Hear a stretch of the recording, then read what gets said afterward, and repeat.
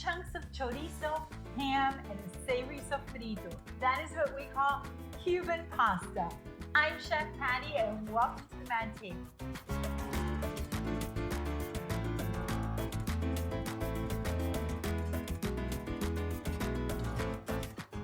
Using a large Dutch oven or a large pan, you want to add a couple of tablespoons of olive oil. I'm going to start off by adding the chorizo and the ham. Saute for about 3 minutes. And once I have all that yumminess developed in the bottom of the pan, now I'm going to add my shallots, my red bell pepper. And I'm using red bell pepper. If you want to use green bell pepper, orange or yellow, that's fine, it's up to you. So now I'm cooking this for about 3 minutes.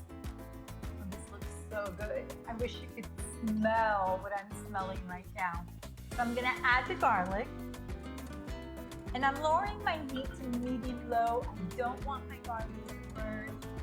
So now I'm ready to add my crushed tomatoes, my cream. I'm using Vino Seco, which is white cooking wine. I'm adding a few tablespoons, have some fresh basil going in, dried oregano, paprika, and I love the smokiness that the paprika gives this dish.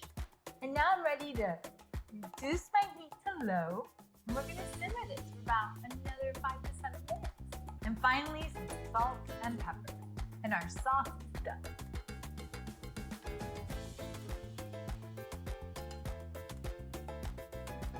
And now I'm gonna cook the pasta for 7 minutes. It's gonna be slightly under al dente, but it's gonna finish cooking in the oven.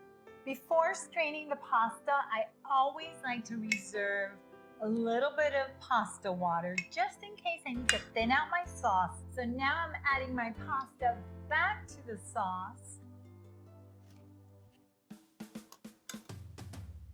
I'm gonna add a little bit of the pasta water. Stir it all up. Half of the cheese is going in. And I'm using fontina. You can use mozzarella if you want. I just love the creaminess in fontina cheese.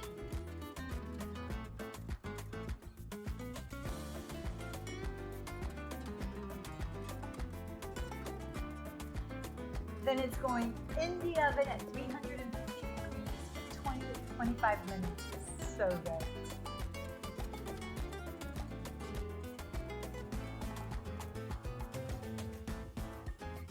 I hope you enjoyed our Cuban pasta video, and if you did, hit the subscribe button next to the bell, and if you have any questions or comments, share them below. See you soon.